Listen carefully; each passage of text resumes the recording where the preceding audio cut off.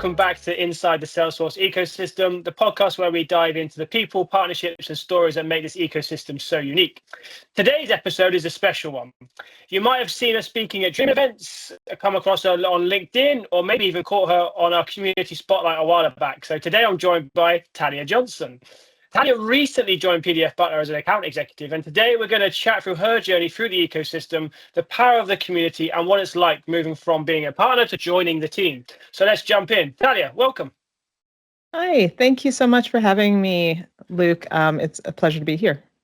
Great. So let's jump into the question. So I guess we'll start with a bit of an intro. So for those who don't know you yet, which there's not very many of them surely at this point, but they don't know you yet, can you tell us a little bit about yourself and how you got into the Salesforce ecosystem? Sure. Well, I'm coming from a design background, actually. I got into the ecosystem after the pandemic kind of shut down what I was doing at the time, which was somewhat design related. I had started my own photo booth business, and it was a lot of fun. So I got this backdrop. I still kind of do that on the side, but there was no events. I couldn't do anything. So a little voice in my head say, go check out that thing you'd heard about on a podcast with Bradley Rice. And he had at that time started a career development program for Salesforce professionals, eventually became Talent Stacker. I also did Super Mums. I was just like throwing everything at the wall, trying to get into this ecosystem. And through the help of a mentor, I got my first opportunity at Coastal. It used to be Coastal Cloud, and I was off and running as a BA. And eventually, through a series of other roles, I was involved with other career development programs like Talent Stacker through Clicked as well. And I was working at PwC eventually. It was a great opportunity to be at one of the top consulting firms in the world. But eventually I realized that the big corporate life was not for me. And I had also bitten the bug of workshop facilitation. I know this sounds like, where are we going with this? But it all relates. And I eventually saw that there was an opportunity to work for PDF Butler, of course. And PDF Butler had caught my eye at events. The people like you, Luke, Jeremy, and Mark, they just really felt like the right kind of people to work with. And I believe that the product was, had an untapped potential in the United States. So being a North American account executive felt really, really great. And so I jumped at it, and here I am. Ta-da! No, it's fantastic. It's an interesting story, yeah. And it's a story that we've heard. We've heard quite a lot of the sort of jumping around, and lots of people have joined the ecosystem from really diverse backgrounds, which I think just helps the community as well, because you've got different viewpoints. Not everyone's made from this sort of like carbon copy, cookie cutter background as well, which I think makes it very interesting as well. Exactly. Now, you built quite a presence on LinkedIn. I think over 11,000 followers, which is very impressive. So has that been intentional, or did it sort of just grow naturally as you got more involved in the community? Some people say that I'm obsessed with LinkedIn, and they might be right. I really found that it was an opportunity for me to express myself and to be creative. A lot of people are very shy about sharing things on social media. I haven't really had that problem per se. I kind of try to be as noticeable as possible if I can, barring doing anything illegal or, a little risque. I'm not going to do that. But definitely kind of being silly is really fun for me. I'm like that in person. So I'm sharing those things. And my background in design actually started with a couple of fine arts degrees. I have a degree in what's something called electronic intermedia. It was like making art with technology. And so that really has fed into my my interest in making little videos or even singing and rapping and just making fun stuff for people to consume, I guess. But at the same time, having a little bit of a message or having some kind of opportunity to talk about something important. And so that's what I've been doing. Yeah, and I think anyone who's seen your LinkedIn or is one of the many followers will see the fun element of it for sure, which is always good to see, because I think sometimes LinkedIn is a little bit dire, a little bit dry, sometimes a little bit too businessy. I know there's always this Yes. talk about LinkedIn being too much like TikTok or whatever, but I think there's a happy medium in there as well, which is For sure. good for sure. Right, so you're a familiar face and also, I would say, a veteran of Salesforce events at this stage. So what does being part of the community mean to you personally? Yeah. Well, really, my first taste of the community came through the Talent Stacker program. I always tell people 80% or more of the value of that program is the community that's built there, and that we lean on each other.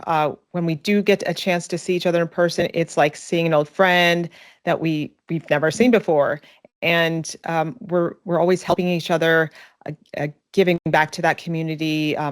Offering opportunities like, hey, I'll refer you for this job that's just come up, or now I'm actually the one hiring for a job, because we have people now that aren't just new in the ecosystem. We have people who are the managers and the hiring managers who are going to be giving the people that they trust, because they've gone through this program, those opportunities. And that kind of extends to the wider community, which I've gotten to know more and more as I go to events like Dreamforce and TDX, and of course all of the Dreaming events that I've been to. And at some point, I realized I wanted to speak at events, and really the first opportunity I had was something I co-presented with someone, and that was really helpful to me. Because it wasn't just me on the stage. It wasn't just me trying to find this opportunity. It was with someone else who maybe had a little bit more pull to get on that stage. And I've encouraged people ever since to do the same thing, to really find a way to find their voice, find opportunities. There's so many different ways that you can get started, whether it's with a small local event or a virtual event. And then there's just the many dreaming events around the country, small ones like SoCal Dreamin', to big ones like Midwest Dreamin', which I just came back from.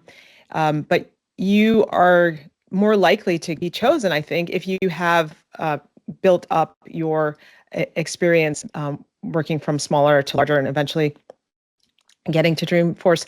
Some people are just lucky and they submit to Dreamforce, or they get picked to be on a panel, like my friend Bamlak at Dreamforce, like before he's even certified. But for many people, that dream they're still waiting, many years trying to get on the biggest stage possible in the Salesforce community. And I'm grateful that at this point, I've been able to be picked to lead a workshop at Dreamforce this year. And I think that having presented that workshop at 2 other conferences already really helped make that possible. I was able to submit evidence, images, video, my slide deck, everything when I submitted this year to Dreamforce, and I think that they could really see the potential there. Yeah, no, exactly. Yeah, and we're looking forward to seeing the workshops and the one whilst we're in Dreamforce later this year as well. Just quickly, I want to ask a question. Now, public speaking is some people's absolute nightmare. So how do you manage those nerves, or is it something that you don't think about anymore? The nerves still there? How do you manage that? 'Cause I think that's maybe the biggest barrier for people wanting to speak. Yeah, I think that the biggest thing that people can do is practice, is to just start small and get bigger, and then realize they're not going to die, because part of what the body is trying to tell you is you're going to die. And so it's getting you ready to run and escape the situation, and giving you all the adrenaline you need to escape the bear. So I still have that kind of experience, even though my mind is saying, this is totally cool, I love this, I love being on stage, get me in front of the camera. Woohoo! No, I'm nervous. Like right now, I'm nervous. And I was interviewed by Salesforce at Midwest Dreamin' for for the community keynote, and I was excited to do it. Yes, sign me up. I can't wait. But in the moment, I couldn't kind of relax and be myself as I wanted to be. It was really tricky to navigate that. Um, but it's just something you have to do. You have to do it and keep doing it, and eventually you'll find your way through it. And really, I'm doing it through fear. I'm doing it through my body rebelling every time. Yep. And it's just sometimes you relax and sometimes you never do. It's just the way it is. Yeah, I think one of those things. I think it is for me. I think it's one of those things. You've got to rip the band-aid off. You just got to do it. What's the worst that can happen? And it's for me. It's always I always go back to it's a topic I know. So if you're going to ask me to go on stage and speak about quantum physics, I'm going to have an issue.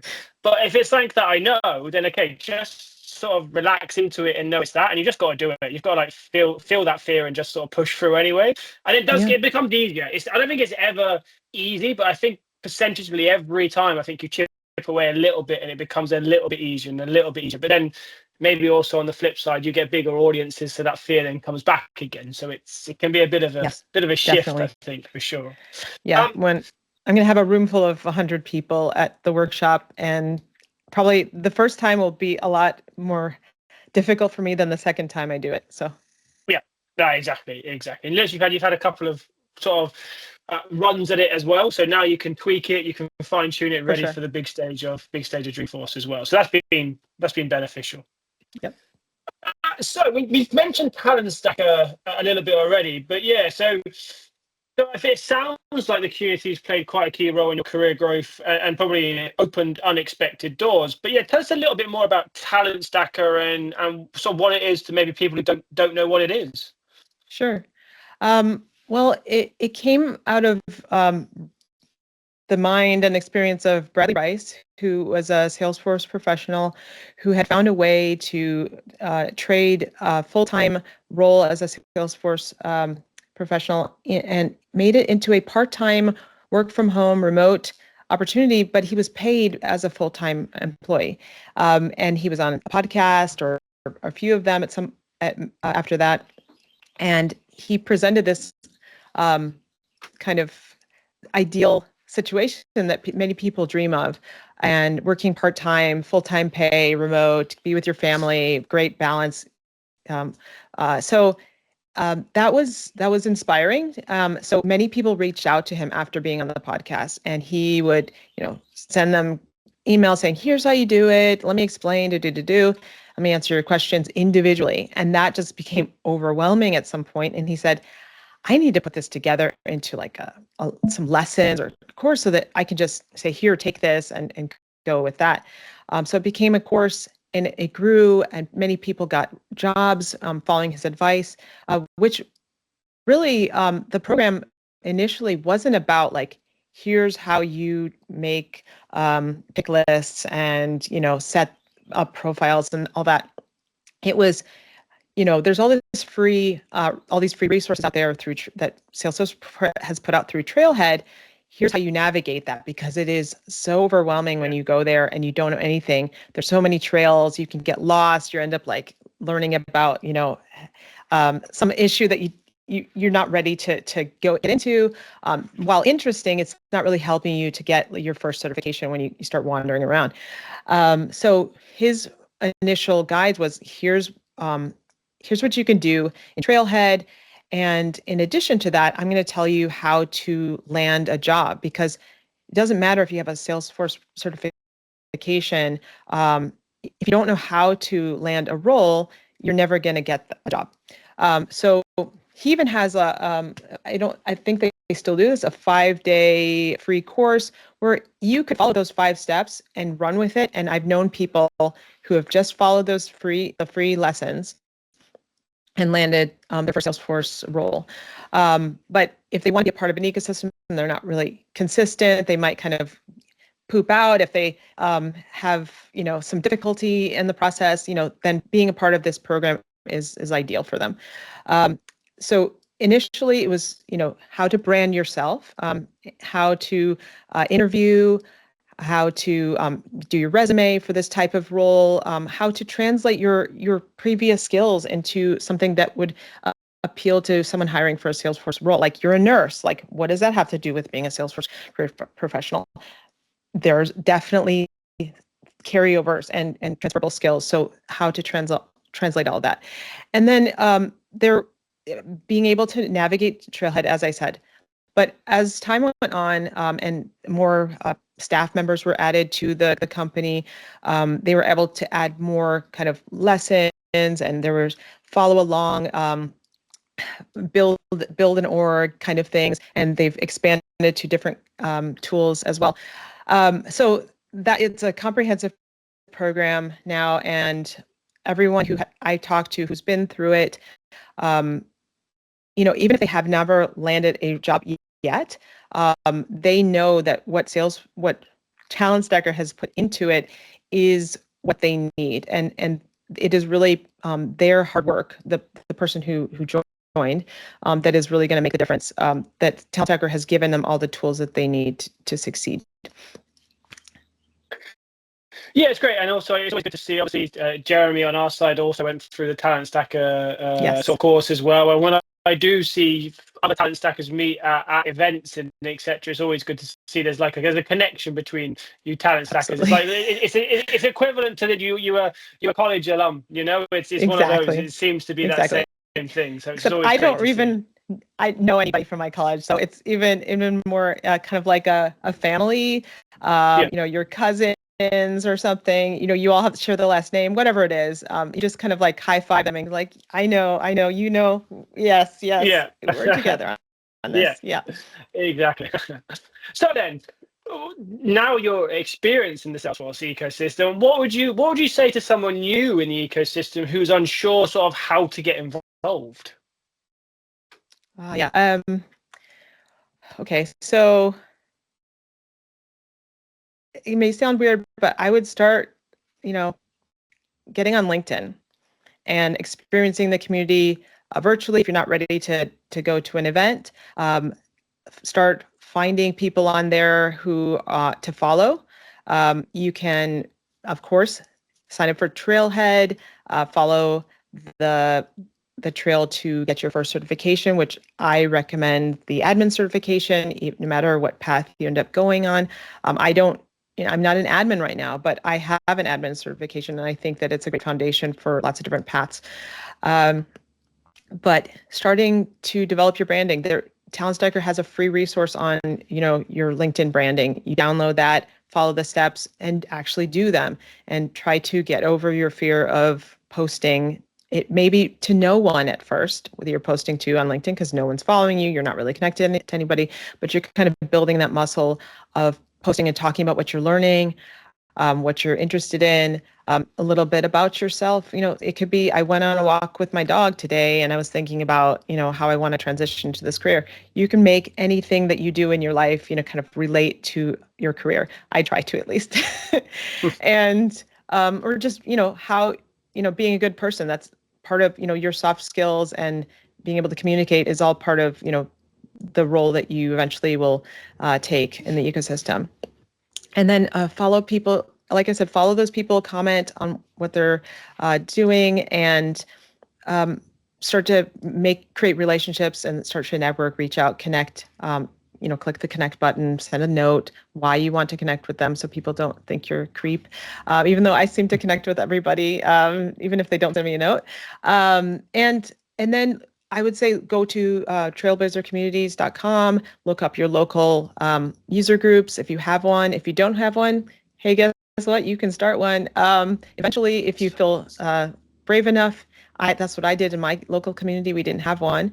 I'm no expert, and a lot of people who are not experts have started their own groups. I think even Eric Dreshfield talked about that.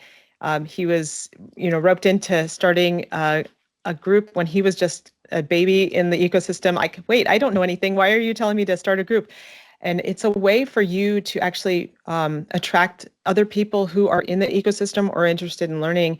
And then you have resources and the ability to to connect with all those people. You will learn through the process, guaranteed. Then after you've connected with people, you're going to want to figure out, what kind of role you want to take in the ecosystem, and what appeals to you. You may not know at first, but have little, coffee chat with people. Maybe you've identified a mentor by this time, someone that you are inspired by. Maybe you like their role. Maybe you just, talk to them about what you're interested in, and that will start you on your path to be able to narrow down what kind of roles you're going to look for. And, of course, people are like, okay, well, now I want to get a job, but just applying to things is just so painful online. It's like throwing as they say in England, throwing it into a bin, right? That's on fire, and nobody ever looks at it. And so what I always recommend to people is to not just apply. Yes, you can apply all day and all night. You can apply 100 times, with automated tools. But what you really need to do is find someone internally that can advocate for you, whether it's through initially a referral or even someone who's like handpicking you talking to their hiring manager, or they recommend you to that hiring manager, because you're just going to look like a part of the, one piece of, if there was an actual pile of resumes, you're just one of those, 400 plus resumes. You're not going to stand out. You're so new in the ecosystem. Why would anyone want to hire you? They want to hire you because you're you. And if they don't know you, and they won't know you through your resumes, unfortunately, they probably won't pick you. So you can stand out by your LinkedIn presence, what you're showing, what you're building, who you are, who you connect to. And in-person events are absolutely the best way to make those connections and for people to understand who you are and what your value is. So I highly recommend you taking the opportunity to go to as many as you can. And don't just stand there like a stiff person and hope people talk to you. You actually have to go and sit at a table and say, hey, what are you guys doing here? That kind of thing. So that's my advice in a very big nutshell. Yeah. No, well, it's funny. It's great advice, and I think that's the way. And I think, like you said, like CVs, just get a pile of CVs on a desk. Okay, not so much now, but figuratively speaking, they just sometimes just take the first half and throw them in the bin. Don't even look at them. So that's what I mean. You need that. You need that referral in there for sure. Maybe so we talked about jobs. Yeah. You could even say, when I applied for this job, maybe there was a lot of people who applied, but I already knew you. I knew Jeremy. I'd met a number of people in person already. And that was partly probably what made me stand out, right? I mean, and my LinkedIn presence, et cetera, all those things added up to, okay, we're going to give this person a chance who doesn't really have the, salesperson CV that so many other people have. So there you have it.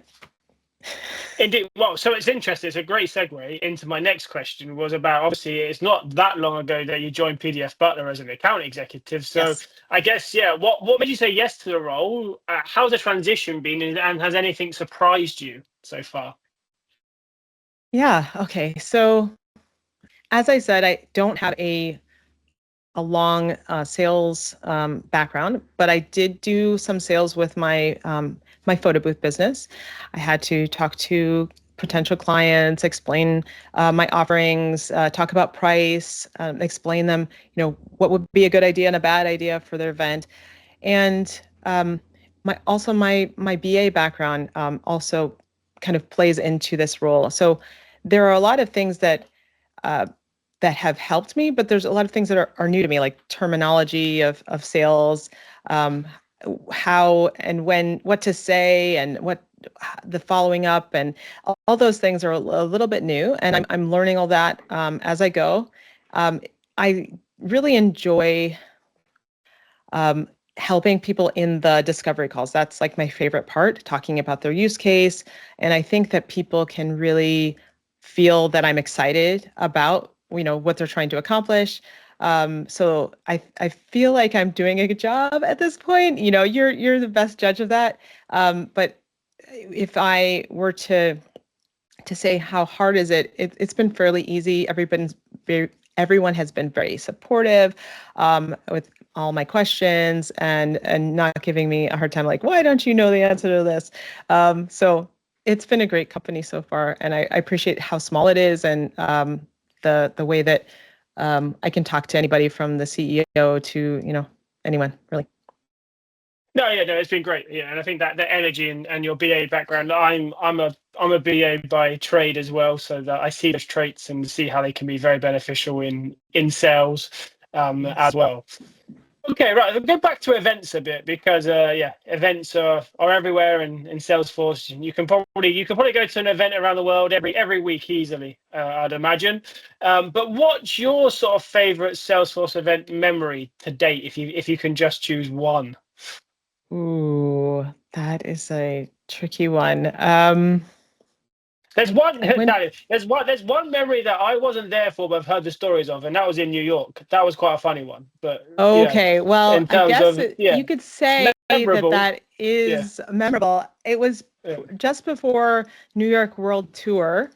I had gone to a Salesforce user group meeting of the New York user group.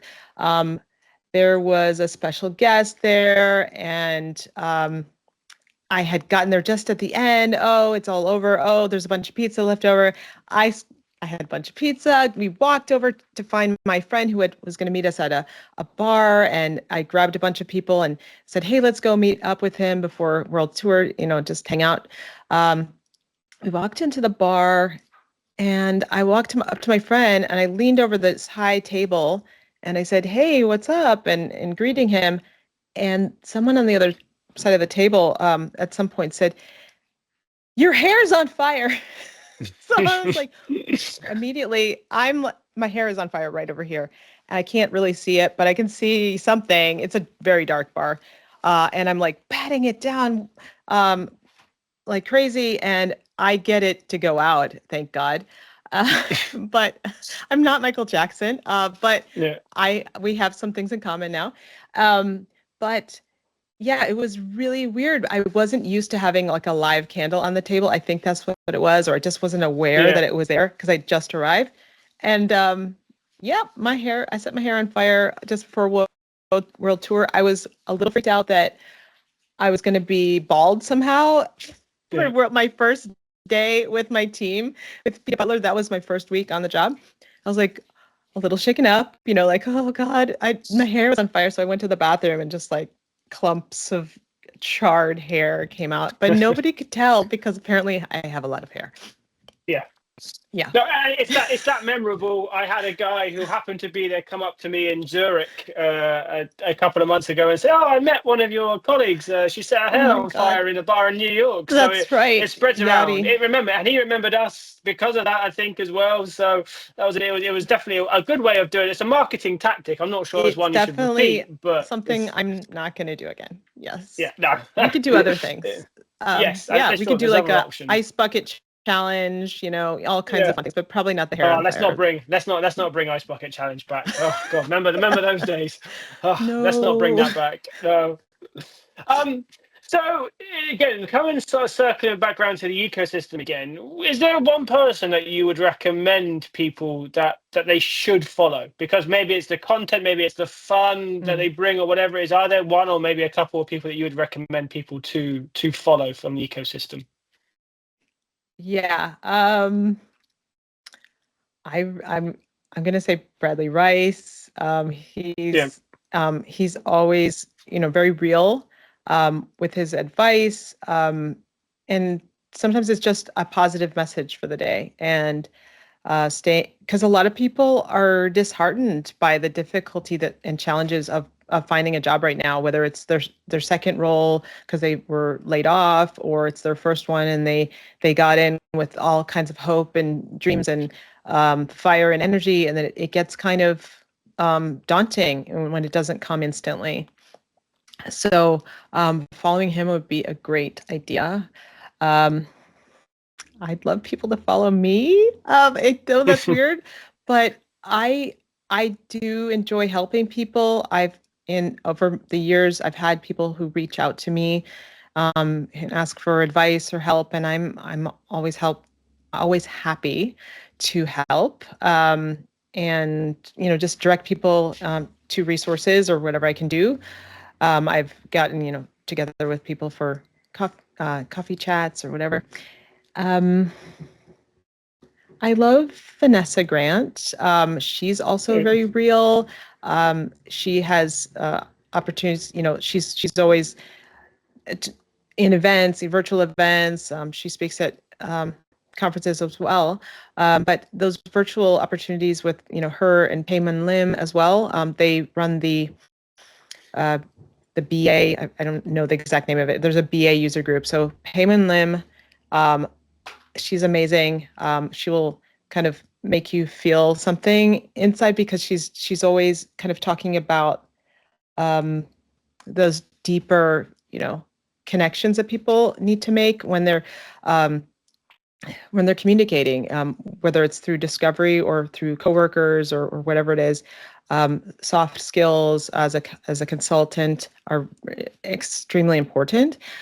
And so those two, I would say, Vanessa Grant and Payman Lim. And cool. Bradley. Okay.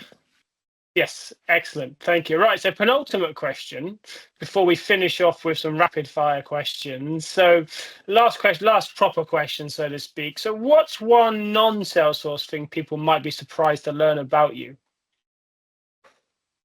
That I haven't already revealed on LinkedIn. Yeah, exactly. Yeah.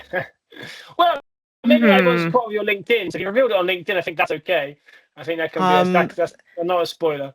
This is kind of a weird thing, but that I'm not a fluent Spanish speaker. I think that there is a conception that I am Latina, but I am not. My ancestors come from Europe and Africa, but not from any Spanish-speaking European country or diaspora. I actually was once accused by a professor in college of pretending not to speak Spanish, and perhaps I need to fess up. And I had just come back from my first trip to Spain. I was there for 3 weeks, and I had a really good accent and a few phrases and words that I could say, but she came up to me super serious and was like, if you're pretending to not be, a fluent Spanish speaker, I was like, I was so red. But yeah, that would be the thing that, people kind of assume because of the way I look that I can speak Spanish. But I am sadly disappointing everybody when I try to speak Spanish, though I have gained some more skills over the years. I still am not a fluent Spanish speaker by any means. Next certificate, some sort of Spanish language certificate. That is the next one for sure. That's right. Okay, for sure. So we'll now finish off then with some rapid fire questions. So again, try not to think too hard about this and go through. Right then. So first one, virtual events or in-person meetups?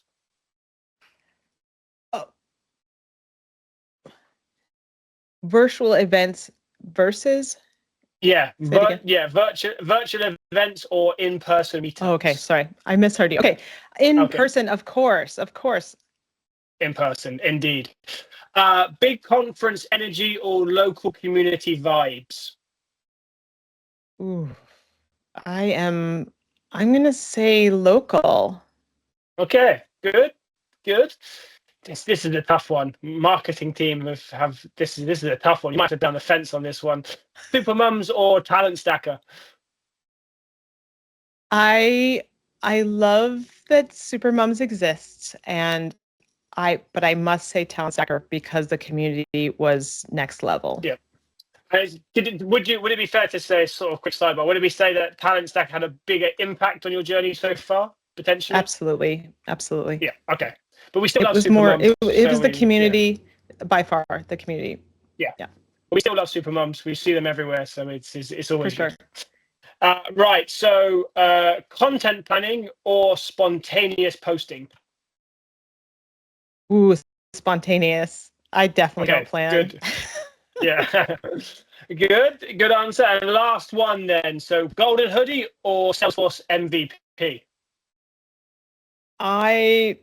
I think the MVP. It's a very different thing. It's like it's hard to compare, but really people are sometimes confused about what the Golden Hood is about, and it's really about an inspiring story. But the MVP is about someone who's dedicated a lot of time and energy to giving back to the community. Awesome. Well, Talia, thank you very much for joining us and joining me on this podcast. It's been great. You are the second PDF Butler employee to be on the podcast now after Igor. So it's been a good, definitely a great conversation. So yeah, thank you very much. Thank you.